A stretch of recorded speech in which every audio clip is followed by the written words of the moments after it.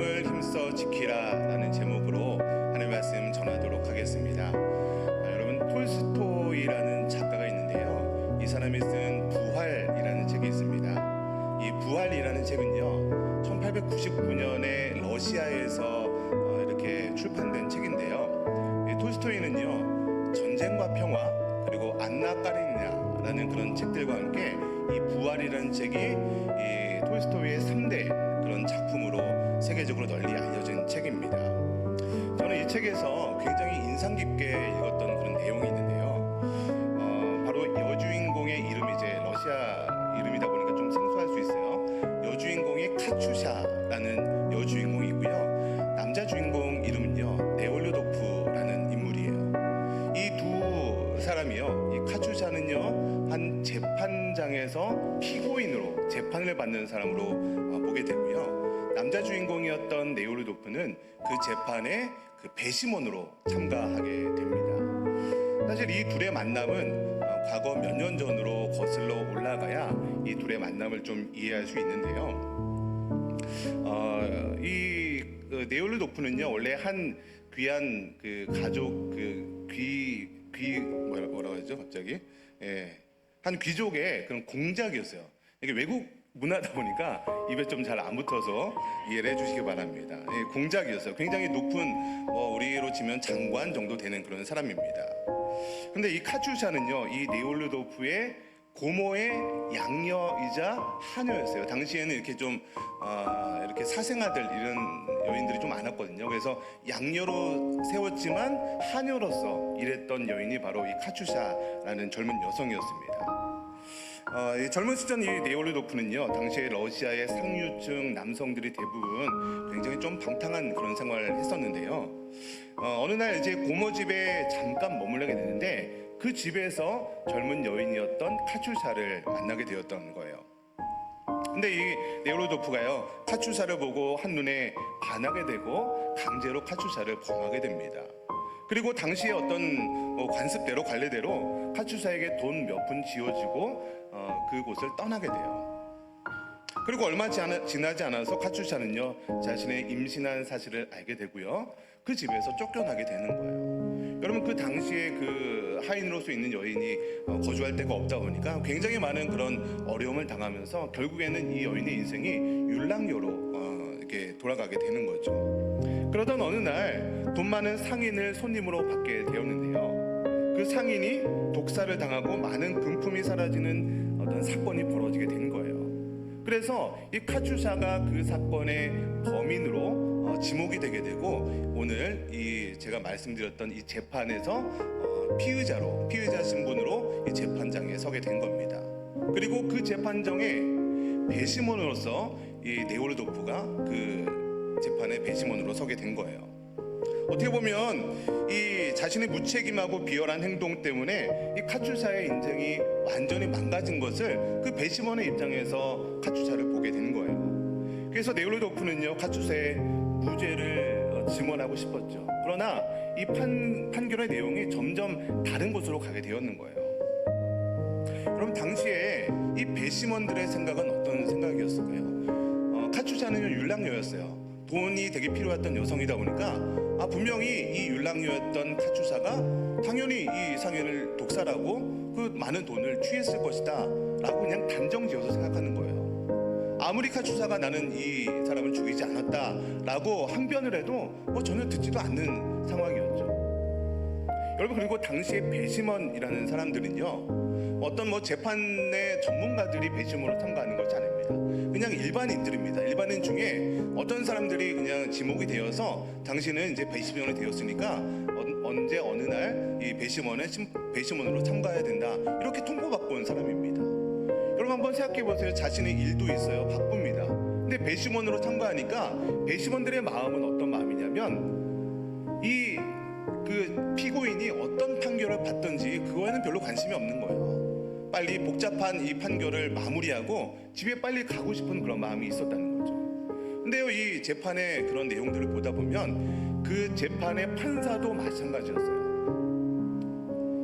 그 재판 이후에 개인적인 약속이 있었는데 이 복잡한 것들을 빨리 끝내고 그냥 제 자신의 개인적인 일을 하고 싶었던 마음이 있었던 거예요. 그러다 보니까 재판에서 꼭 필요한 그런 절차들도 다 무시하기도 하고요. 또 결정적으로 이 배심원들이요, 꼭 해야 될 것들을 하지 않고 실수를 해서 이 카츄샤는요 4년형 형고를 받게 되는 거예요. 여러분, 저는 이 모습을 보면서 세상은요 각자 자신의 이해관계가 맞게 되면 얼마든지 다른 사람의 입장에서 의견을 일치시켜서 하나 될 수 있다는 거예요. 여러분, 그런데 이런 세상의 하나됨은요 자신들의 그런 이해관계가 깨지게 되면요 얼마든지 그 하나됨은 깨지게 될 수 있다는 겁니다.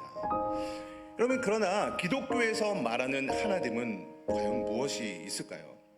기독교는요 모든 사람의 의견이 한 가지로 통일되는 이것을 말하는 것이 아닙니다. 누군가 다른 목소리를 내지 않는 것을 기독교에서 말하는 하나됨이 아니라는 거예요. 기독교는요 진리의 문제가 아니라면 얼마든지 서로의 의견을 수렴해서 그것을 받아들일 수 있는 하나됨이라는 것이죠. 그래서 하나됨이라는 것은요 한 가지 생각의 통일이 아니라 서로의 다름을 인정하는 가운데 연합되는 것, 이것이 바로 기독교에서 말하는 하나됨이라는 것을 믿으시기 바랍니다. 그럼 오늘 본문에서 강조하는 것도 바로 이 하나됨이라는 것인데요.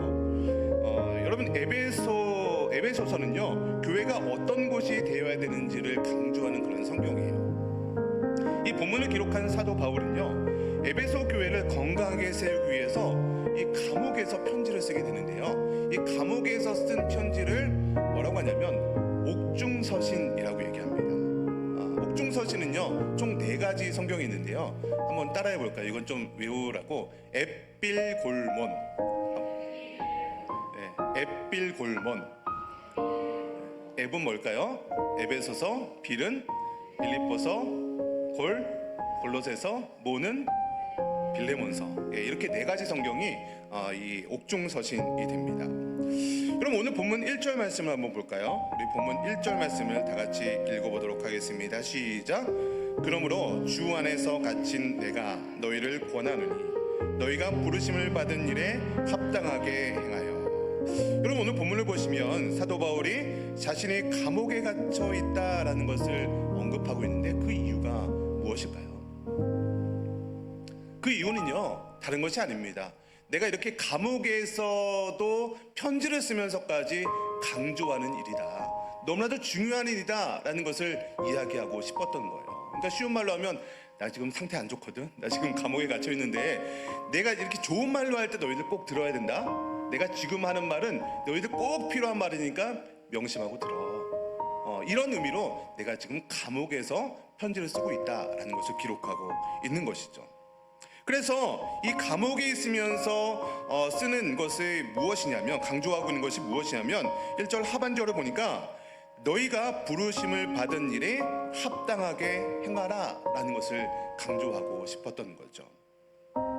여러분, 그렇다면 이 에베소 교인들이 부르심을 받은 일이 무엇일까? 오늘 3절 말씀에 기록이 되어 있는데요, 우리 3절 말씀도 같이 읽어보겠습니다. 시작. 평안에 매는 줄로 성령이 하나 되게 하신 것을 힘써 지키라. 뭐라고요? 그러니까 에베소 교인들이 부르심 받은 일이, 그 부르심이 뭐냐면 성령이 하나 되게 하신 것을 어떻게 해요? 힘써 지키라 라는 것이 바로 에베소 교인들의 부르심이었다는 거예요. 하나가 되게 하신 것을 지키는 것, 이것이 에베소 교회 성도들의 부르심이었다는 것이죠. 여러분, 그렇다면 사도 바울은 왜 이렇게 에베소 교회 성도들에게 감옥에 있으면서까지 성령이 하나가 되게 하는 것을 지키라라는 것을 강조했을까요? 여러분, 사람이 하는 말은요 분명히 그 배경과 이유가 있습니다. 뼈가 있다, 뭐 그런 얘기를 많이 하잖아요. 여러분, 사도 바울이 에베소 교회를 개척하기 전에 있었던 장소가, 지역이 고린도라는 지역이에요. 제가 한동안 이제 고린도서, 전서, 후서를 이렇게 설교를 했었는데요, 여러분, 고린도 지역에서 사역을 하다가 에베소라는 지역에 가서 교회를 개척한 것이 바로 에베소 교인들에게 편지한 것이 에베소서이고요. 사도 바울이 고린도 지역에서 잠시 떠나서 에베소에 있으면서 고린도 교인들에게 계속 편지를 주고받았습니다. 그러니까 고린도 교회에 편지를 주고받을 때는요, 고린도 교회에서 일어나는 많은 문제들에 대해서 해결하기 위해서 편지를 막 썼겠죠. 그러니까 몸은 지금 에베소에 있어요. 근데 문제는 고린도 교회의 문제들을 막 상담하고 편지 쓰고 답변을 해주는 그런 내용이 바로 에베소에서 있었다는 것이죠. 여러분, 그렇다면 에베소에 있을 때 고린도 교회의 가장 큰 문제가 무엇이냐? 바로 고린도 교회의 분열의 문제였다는 거예요. 분쟁의 문제였다는 거예요. 그래서 여러분 기억나실지 모르겠습니다. 고린도전서 앞장을 보시면요, 그 고린도 지역이 4개의 파로 분열이 되어 있었어요. 첫 번째는요, 바울 중심으로, 바울이 떠나갔지만 바울이 교회를 개척했으니까 나는 바울을 믿는 사람들이다, 이렇게 모여 있었던 바울파. 그리고 바울이 간 다음에 아볼로라는 사람이 이 교회에 왔는데 말을 너무나도 잘하는 거예요. 설교를 너무나도 잘해요. 야, 역시 고린도 지역에서 바울은 좀 설교를 좀 이렇게 잘 못했던 것 같아요. 근데 아볼로가 왔는데 아볼로가 설교를 너무나도 잘하는 거예요. 막 귀에 쏙쏙 들어오고. 자, 나는 아볼로를 믿는 파다. 아볼로 중심으로 모였어요. 또 다른 파는요, 게바파라고 합니다. 게바파는요, 우리 베드로의 별명이죠. 야, 다 뭐 예수님 제자 아니잖아. 근데 베드로는 예수님의 제자니까 나는 예수님의 제자인 게바를 중심으로 모이겠다, 이런 게바파가 있어요. 야, 그리고 다 그게 무슨 소리야, 예수님이 중요하지. 그래서 그리스도파, 이렇게 4개파로 분열되어 있었던 교회가 바로 고린도 교회였던 거죠. 여러분, 근데 교회가 분열되면요, 그 분열로부터 시작되는 수많은 문제들이 일어나게 돼요. 그러면 고린도 교회가요, 너무나도 많은 그런 문제들이 있었고, 고린도 전후서가 굉장히 길다고 말씀드렸잖아요. 그렇게 긴 이유가 바로 고린도 교회가 분열로부터 시작해서 뭐 성적인 문제, 우상의 문제, 서로 분쟁하고 싸우고 별의별 문제들이 고린도 교회에 다 있었던 거예요. 그것을 해결하면서 에베소에 있다 보니까 그럼 어떤 마음이 들겠어요? 에베소 교회 너희들은 절대로 분열하면 안 된다, 하나 되어야 된다, 이것을 강조하고 싶은 마음이 들지 않겠습니까? 여러분, 그렇다면 고린도 교회는 왜 이렇게 분열과 수많은 문제들이 있었을까요? 그럼 그런 의외로 굉장히 단순합니다. 고린도 지역은요, 너무나도 수많은 사람들이 모여 있었던 지역이기 때문이에요. 여러분, 고린도 지역은요, 항구 지역입니다. 항구. 굉장히 큰 항구가 있었어요. 그러다 보니까 항구는 수많은 사람들이 막 유입이 되는 지역이잖아요. 뿐만 아니라 고린도 지역은요, 당시에 로마에서 쫓겨난 사람들이 다 고린도로 갔었습니다. 그러니까 뭐 종들, 뭐 쫓겨난 사람들, 또 이곳저곳에서 모여든 항구에 있었던 사람들이 다 모여 있었던 사람들. 그러니까 수많은 그런 지역이 다르고 성격이 다르고 종교가 다르고 그런 사람들이 모여 있는 지역이다 보니까 당연히 수많은 문제들이 일어날 수밖에 없었다는 것이죠. 그래서 서로의 생각이 하나로 통일되는 것이 너무나도 어려운 지역이 바로 고린도 지역이었다는 것이죠. 여러분, 사도 바울은요, 이런 고린도 지역의 아픔을 직접적으로 경험했던 사람이에요. 그러다 보니까 사도 바울은 에베소 교인들에게 감옥에 있으면서까지 너희들은 반드시 고린도 교회처럼 그렇게 분열되면 안 되고 너희들은 반드시 하나 되어야 된다라는 것을 강조하고 있는 거예요. 여러분, 그런데 이렇게 하나가 되는 것을 강조한다는 것은 다른 말로 하면 하나가 되는 것이 쉽다는 거예요, 어렵다는 거예요? 어렵다는 거예요. 그냥 가만히 있어도 하나가 되면, 이렇게 사도 바울이 감옥에 있으면서까지 강조할 정도로 너희가 하나가 되어야 된다, 이렇게 얘기하지 않았겠죠. 하나 되는 것이 너무나도 힘들고 어려운 문제이기 때문에 에베소 교인들에게 너희들 반드시 하나 되어야 된다, 나 지금 감옥에 있으면서까지 너에게 이렇게 전하는 거다, 꼭 지켜야 된다, 이렇게 얘기하고 있다는 것입니다. 오늘 본문에서는요, 이렇게 사도 바울이 하나가 되기 위해서 제시한 방법이 있는데요, 그 방법이 2절에 기록되어 있습니다. 우리 본문 2절 말씀도 한번 같이 읽어보겠습니다. 시작. 모든 겸손과 온유로 하고 오래 참음으로 사랑 가운데서 서로 용납하고. 이 방법을 4가지로 요약할 수 있습니다. 겸손하고 온유하고 오래 참고 서로 용납해야 된다. 이 4가지를 방법으로 제시하고 있습니다. 한 가지씩 보겠습니다. 먼저 하나가 되기 위해서는요, 겸손해야 하나가 될 수 있다라고 이야기를 하고 있습니다. 여러분, 오늘 본문에서 어떻게 보면 가장 강조하고 있는 것이 바로 이 겸손인데요, 가장 본문에 먼저 나오고 있기 때문이기도 하고요.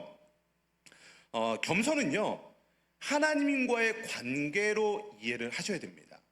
그럼 그래서 겸손은요, 하나님 앞에서 나 자신을 낮추는 것, 이것이 겸손의 가장 성경적인 의미입니다. 다른 말로 하면 무엇이냐면 하나님이 내 삶의 주인입니다. 나는 내 삶의 주인이 아니라 하나님이 나의 삶의 주인입니다 라는 것을 인정하는 것, 이것이 바로 겸손의 진정한 의미라는 거죠.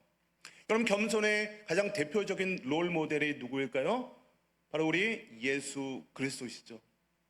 예수님은요, 하나님과 동등된 자격을 취한 분이셨죠. 그러나 그 자격을 내려놓으시고 이 땅에 내려오셨죠. 인간의 모습으로 내려오셨어요. 뿐만 아닙니다. 우리 인간을 구원하기 위해서, 우리 모든 인간의 죄를 구원하기 위해서 십자가에 못 박혀 돌아가신 것도 자신의 모든 그 권한과 권위를 내려놓으신 겸손의 본을 보여주신 거죠. 여러분, 그래서 우리 성도들은요, 모두가 나 자신을 주장하는 자세가 아니라 우리 서로를 좀 낮출 필요가 있어요. 겸손할 필요가 있다는 거예요. 그래서 서로를 세워줄 때 우리 공동체는요, 분열되지 않고 하나가 될 수 있다라고 사도 바울이 첫 번째로 얘기하고 있다는 것입니다. 여러분, 두 번째는요, 온유해야 한다라고 이야기하고 있습니다. 여러분, 온유도요, 성경에서 성도의 필수 덕목 중에 하나로 기록되고 있는데요. 여러분, 성령의 9가지 열매 중에 하나가 바로 이 온유입니다. 여러분, 근데 이 온유라고 생각하면요, 좀 오해할 수 있는데, 온유한 사람이다 라고 얘기하면 온유에 대해서 이렇게 오해를 합니다. 힘이 없고 나약해서 뭐 어떤 온순한 사람, 이런 사람을 온유한 사람이다 라고 이해할 수 있는데요, 성경에서 얘기하고 있는 이 온유는 무엇이냐면 그 사람은 원래는 강한 사람이에요. 강한 사람이지만 자신의 강함을 절제함으로 나타나는 부드러움 있잖아요. 강한데 절제, 거기서 나타나는 부드러움, 이것을 바로 온유함이다라고 얘기하는 것입니다. 이것을 이렇게 비유할 수 있어요. 여러분, 커다란 화물선이 이제 부두의 선착장에 이제 정착을 합니다. 그러면 커다란 화물선이다 보니까 부두에 맞닿다 보면은 이 부두와 배가 이렇게 충돌할 수가 있잖아요. 그래서 이 배와 부두 사이에 이 커다란 고무 타이어 같은 것을 배에도 있고 이 선착장에도 이 고무 타이어 같은 걸 붙여놓게 되죠. 그래서 배가 이렇게 부두에 닿을 때 이 고무 타이어에 탁탁 부딪히면서 서로의 충격을 가하지 않고 안전하게 이 배가 선착할 수 있도록 도와주는 그 고무 타이어 같은 역할이 바로 온유함이라는 거예요. 이 고무 타이어가 약하면요, 서로 충돌할 수밖에 없는 거죠. 서로 충격이 그대로 전달될 수밖에 없는 거예요. 여러분, 그래서 여러분의 모습이 어떻게 보면 비유가 적절한지 모르겠지만 이 고무 타이어와 같은 그런 역할을 해주시기 바랍니다.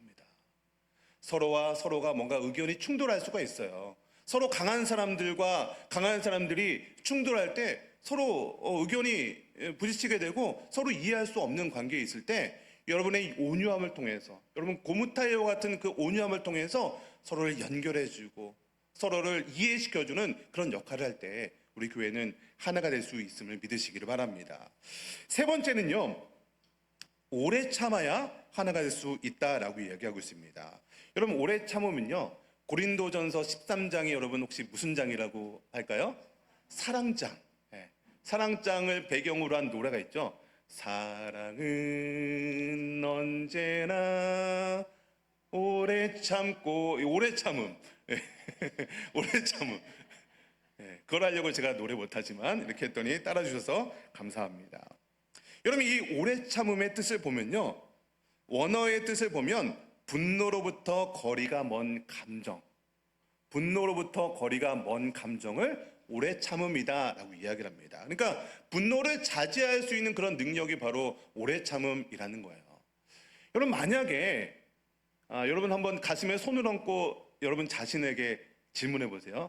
여러분도 여러분 자신이 굉장히 죄인이라는 것을 사실 아시죠? 네, 그냥 들키지 않았을 뿐이잖아요. 만약에 여러분들이 죄짓고 범죄했던 것들을 그때그때마다 하나님께서 징계하시고 벌하셨다면 이 자리에 앉아있을 분이 혹시 계실까요? 저를 포함해서 그럴 수 있는 사람은 아무도 없을 거예요. 그러나 하나님께서 뭐 해주셨기 때문에? 오래 참아주셨기 때문에. 오래 참아주셨기 때문에 그 징계를 유보하시고 참아주시고 참아주셨기 때문에 저와 여러분이 그래도 오늘 그래도 나는 죄인이 아닌 것처럼 이렇게 앉아서 거룩하게 예배 드릴 수 있는 것 아니겠습니까? 만약에 그때마다 우리가 뭐 징계받았다면 우리가 하나님의 자녀라는 그런 그 직분도 유지할 수 없었을 거예요. 그러나 하나님께서 오래 참아주셨기 때문에 오늘도 이렇게 예배 드릴 수 있음을 믿으시기를 주님의 이름으로 축원드립니다. 여러분, 마지막으로는요, 서로 용납해야 우리가 하나가 될 수 있다라고 합니다. 여러분, 용납한다는 것은요, 다른 사람을 있는 그대로 이해하는 것을 말합니다. 특히 여러분, 교회는요, 나와 다른 생각을 가진 사람들이 모여 있는 곳이에요. 여러분, 가정도 마찬가지죠. 여러분, 남편의 행동이 이해가 되십니까? 다 이해되세요? 여러분, 몇십 년을 살아도 여러분 내 남편의 행동이 이해 안 될 때 있잖아요. 제가 어떤 강연을 보니까요, 남성들이 결혼을 하면요, 귀가 먹는데요. 무슨 말이냐면 처음에는 좋은 말로 이야기를 해요. 여보, 분리수거 좀 해줄래요? 좋은 말로 처음에 이야기해요. 근데 남편이 대답을 안 해요. 이 양반이 지금 들은 거야, 안 들은 거야, 좀 화가 나요. 이제 감정이 조금 받쳐서 좀 다른 말로 표현. 여보, 벌써 목소리에 힘이 들어갔어요. 분리수거 좀 해주세요. 아직까지는 좋은 말로 해요. 이때 뭔가 남편이 알았어요 이렇게 대답은 해요. 뭐 이렇게 대답을 하죠. 근데 여전히 행동은 안 해요. 그러면 이제 점점 열부통이 터지는 거죠. 그러면서 이제 쌍욕이 나가면서 뭐라고, 네, 이게 설교 시간이라서 얘기는 못하겠지만 귀가 먹는데요. 귀가 먹어. 근데 남편 입장에서는요, 정말로 안 들리는 거예요. 제가 정말로 안 들릴 때가 있어요. 그리고 들리더라도 정말 내가 지금 정말 중요한 일을 하고 있었어요. 급한 일을 하고 있는데 이것만 하고 이제 하려고 했던 거예요. 알았어 라고 하고 나서 분명히 하려고 했는데 그때 그 순간에 막 나오는 거죠. 네. 그럼 남편의 행동이 이해가 안 돼요. 자녀의 행동 이해 가십니까? 네. 자녀의 행동 이해 안 돼요. 막 답답하죠. 부모 입장에서는 야, 너 이거 지금 이렇게 하면 안 되는데 공부하고 뭐 일찍 자고 뭐 씻고 뭐 안 됐잖아요. 얼마나 열불통 터집니까? 근데 솔직히 한번 여러분 자신을 한번 생각해 보세요. 여러분은 하나님 말씀을 잘 듣고 변화하고 그렇게 했습니까? 그냥 여러분 한번 올해만 생각해 보세요. 2025년도가 시작할 때 여러분 많은 다짐하지 않으셨습니까? 야, 2025년도에는 내가 다이어트 반드시 성공할 거야. 운동 매일같이 할 거야. 신앙적으로 하면 뭐 기도하고 뭐 예배하고 뭐 할 거야. 네, 성경 읽을 거야. 여러분 3월달이 됐습니다. 체중 감량 많이 하셨습니까? 네, 운동 많이 하고 계십니까? 네라고 하신 분도 있는데 한번 제가 12월달까지 지켜보겠습니다. 네. 여러분, 우리도 나 자신도 내가 그렇게 다짐하고 결심을 하고 그런 다이어리 올해는 꼭 다이어트 성공한다 해도 안 되잖아요. 나도 내 자신을 못 바꾸는데 어떻게 다른 사람을 내가 몇 마디 한다고 잔소리한다고 그 사람을 바꿀 수 있습니까? 여러분, 그렇기 때문에 여러분, 우리는요 서로 용납해 줘야 되는 거예요.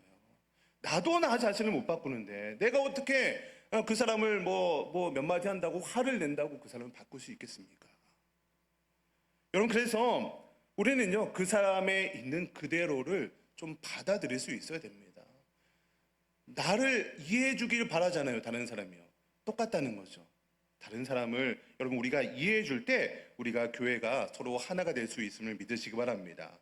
여러분, 이렇게 사도 바울은요 교회가 하나 되기 위해서 네 가지 방법을 제시했는데 제가 네 가지 말씀드렸죠. 겸손과 온유와 오래 참음과 서로 용납하는 것, 이 네 가지 방법을 제안을 했습니다. 그러면서 계속해서 사도 바울은요 교회가 하나 되어야 하는 그 이유와 원리에 대해서 계속해서 설명을 해 나가고 있는데요. 오늘 본문 4절을 읽을 텐데 4절이 오늘 우리가 개역 개정 성경으로 읽는 것보다 제가 다른 버전 성경을 읽을 때 조금 더 이해가 쉬울 것 같아서 제가 쉬운 성경이라는 성경 번역본이 있거든요. 그 번역으로 제가 한번 준비를 해봤습니다. 우리 자막을 좀 주시면요, 같이 한번 읽어보겠습니다. 시작. 여러분은 한 몸입니다. 여러분은 같은 성령을 받았고 한 소망을 가지고 있습니다. 이렇게 좀 번역을 했습니다. 잠깐 좀 이거는 좀 띄워주시고요. 여러분, 이것이 교회론에 대해서 굉장히 중요한 부분인데요. 교회를 몸으로 비유하고 있는 거예요. 교회는 하나의 몸과 같다 라고 이야기합니다. 그래서 교회는요, 예수 그리스도를 머리로 하고 우리는요, 성도들은 각 몸의 지체다라는 것. 여러분, 그래도 수요 예배 나오시고 찬양대 하시고 이렇게 나오신 분들이라면 아마도 교회론 강의할 때 혹은 이 본문 설교할 때 많이 들으셨을 것입니다. 그래서 제가 오늘 강조하고 싶은 것은 그 교회론, 그리스도를 머리로 하고 우리는 지체다라는 것을 강조하기보다는요, 다른 부분을 좀 강조하고 싶은데요, 우리가 같은 성령을 받았다라는 부분을 좀 강조하고 싶습니다. 여러분, 우리가 교회로서 하나의 성령을 받은 그런 다른 성령을 받은 게 아니잖아요. 하나님 다른 하나님 아니잖아요. 우리 성도들은요, 하나의 하나님으로부터, 하나의 성령님으로부터 성령을 받았다는 거죠. 그래서 우리가요, 하나의 성령을 통해서 하나의 소망을 받았다, 한 가지 소망을 가지고 살아가야 한다라고 얘기하고 있습니다. 그래서 성도로서의 한 가지 소망이 무엇이냐면 오늘 3절에 나와 있는 것이죠. 하나님께서 나를 부르신 대로 성령이 하나가 되게 하신 것을 힘써 지키는 것, 그것이 바로 성령을 받은 사람들, 우리가 한 가지 소망을 가지고 있는 것이 바로 우리가 하나가 되게 하는 것, 이것을 지키는 것이 우리의 소망이 되어야 된다라고 사도 바울이 강조하고 있는 것입니다. 자막 내려주시면 됩니다. 이런 말이 있어요. 교회는요, 분열만 되지 않아도 그 교회는 너무나도 좋은 교회가 될 수 있다라고 얘기합니다. 그러니까 다른 어떤 전도, 양육, 이런 것 아무것도 하지 않아도, 교회가 분열만 되지 않아도, 서로 싸우지만 않아도 그 교회가 너무나도 좋은 교회가 될 수 있다. 이거는 100% 성경 진리가 아니라 그런 말이 있다라는 거예요. 근데 제가 이렇게 사역을 하다 보니까 어느 정도는 일리가 있는 얘기인 것 같아요. 교회가 참 이렇게 교회가 성장하다가도요, 어떤 교회의 어떤 분열의 문제가 휩싸게 되면 그 교회가 그냥 반토막이 나고 그 교회가 완전히 무너지는 경우들을 너무나도 많이 봤기 때문이에요. 여러분, 그래서 여러분, 성령이 주시는 영은요, 하나됨의 영을 주시는 거예요. 그러나 반대로 사단의 영은요, 분열의 영입니다. 어떻게 해서든지 그 교회를 분열시키려고 합니다.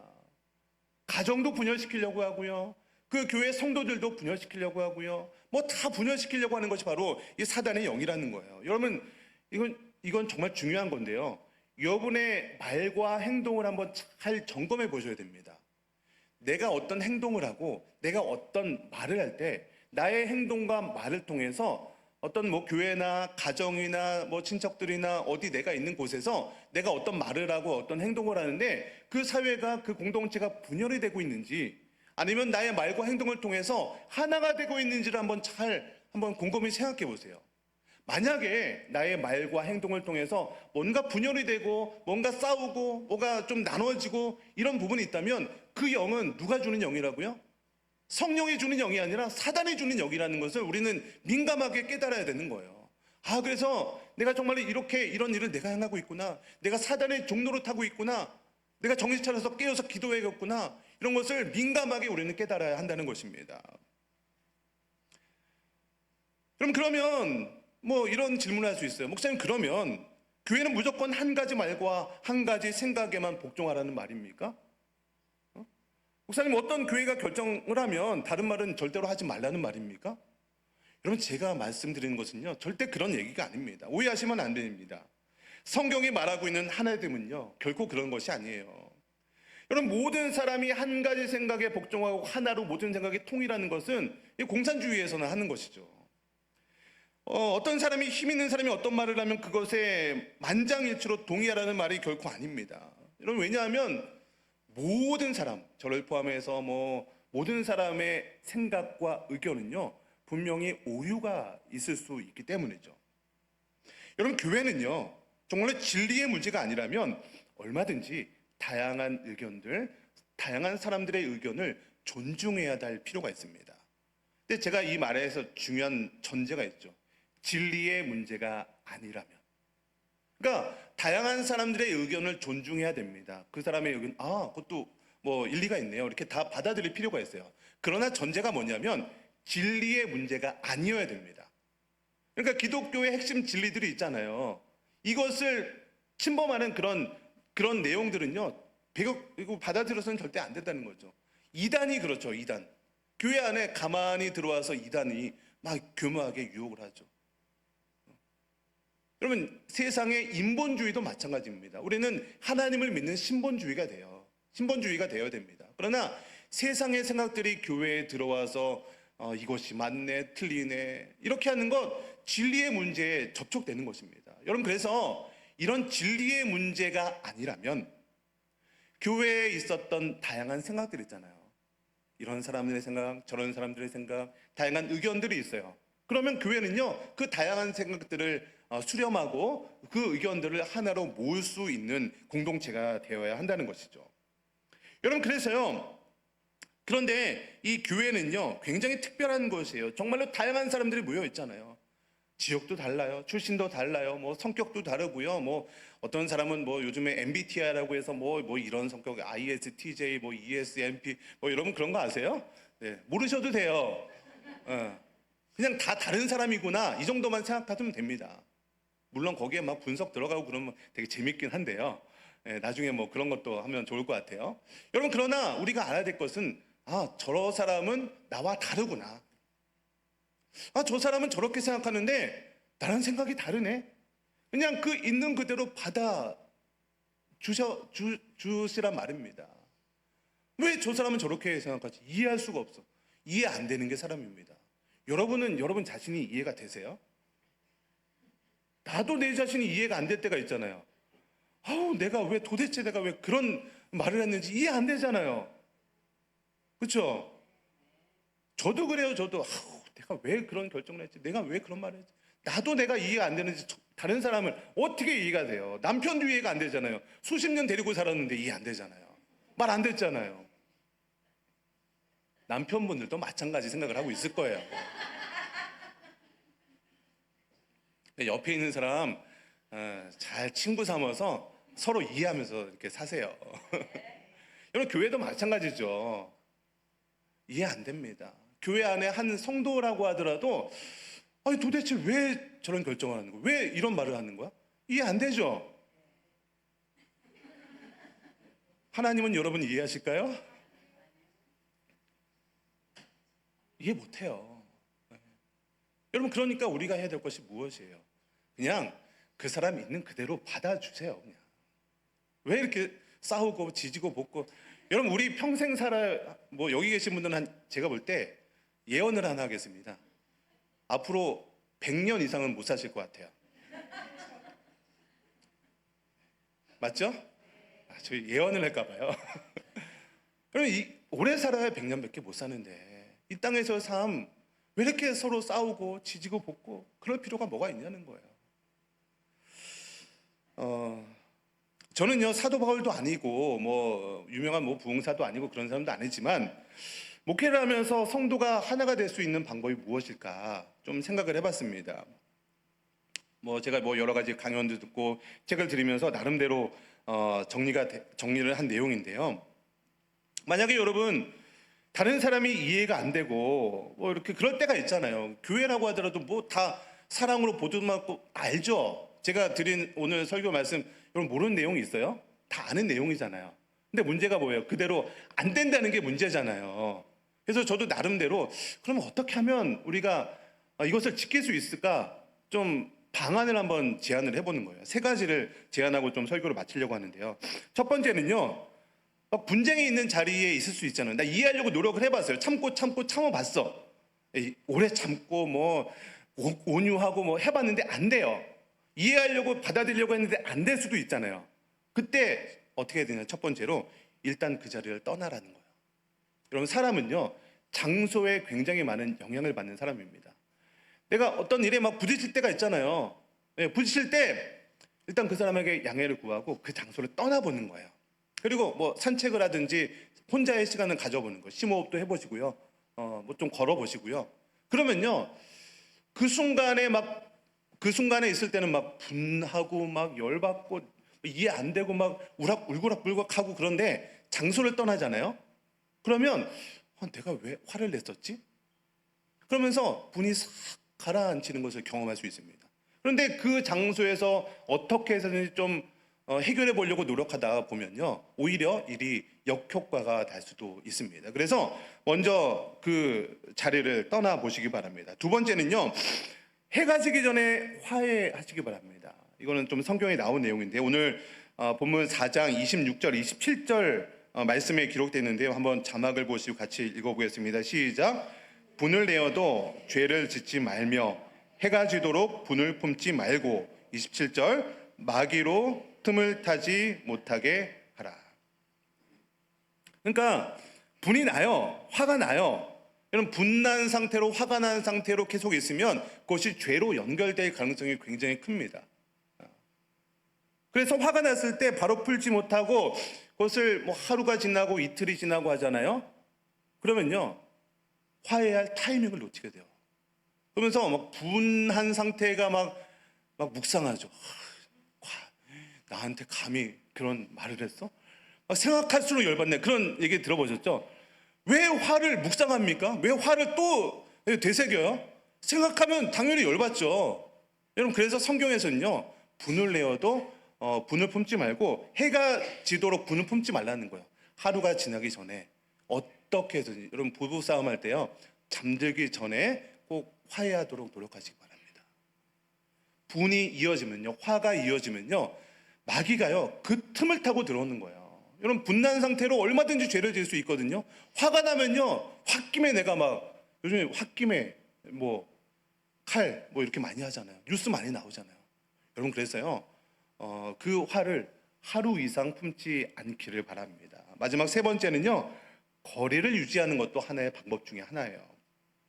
여러분 제가 거리를 유지하라고 해서 이 사람하고 이제 헤어져라 이거 얘기하는 것이 아닙니다. 어느 정도의 부딪힐 일들이 있잖아요. 부딪힐 일들에서 어느 정도의 거리를 유지하라는 거예요. 교회 안에서도요 뭐 나랑 안 맞는 사람 맞춰보려고 노력하지만 뭐 잘 안 되는 사람이 있을 수도 있잖아요. 그러면요 교회 안에 있어요. 그러나 어떤 봉사를 한다거나 뭐 이렇게 부딪히지 않을 뭐 접촉이 조금 덜할 수 있는 그런 봉사 자리도 있고 사역 자리도 있을 수 있잖아요. 그러면서 때로는 거리를 유지하지만 교회 전 교회가 뭐 예배를 통해서라든지 뭐 연합할 일 때는 또 같이 연합하는 거예요. 여러분 그런데 제가 드린 이 세 가지는요 하나님의 말씀은 아니에요. 이게 절대 진리가 아니라는 거죠. 그냥 제가 목회를 하다 보니까 화가 났을 때 자리를 좀 피하고 좀 빨리빨리 화해하고 서로 약간 좀 거리를 두다 보면 이 어떤 뭐 분낸 상태를 조금이라도 피할 수 있는 정도라는 거죠. 사람의 능력으로 사람의 힘으로 그 하나가 되는 것을 막는 것은요 어떤 방법을 어떤 자기 개발을 써도 어떤 대안을 내놔도요 그 방법에는요 한계가 있을 수밖에 없습니다. 여러분 그래서 오늘 본문 3절 말씀을 보시면 뭐라고 기록되어 있냐면 성령이 하나가 되게 하실 때 이 모든 일이 가능하다는 거예요. 우리 인간의 능력으로는요 한계가 있어요.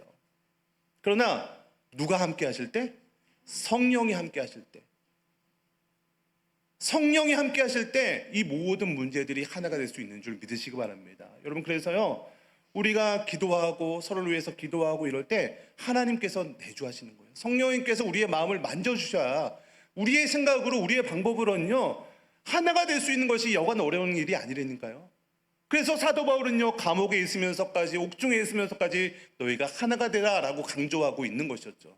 그러나 여러분 우리가 성령이 하나가 되었을 때 이 모든 것들이 가능하됨을 믿으시기 바랍니다. 여러분 그래서 우리는요 그리스도의 장성한 분량까지 계속해서 성장하고 자라나셔서 여러분의 인생이 정말 하나님께 놀랍게 축복받고 온 교회가 여러분의 가정이 하나가 되는 놀라운 역사가 임하게 되시기를 주님의 이름으로 간절히 축원드립니다. 잠시 기도하겠습니다. 우리 함께 우리 말씀을 생각하면서 기도하실 때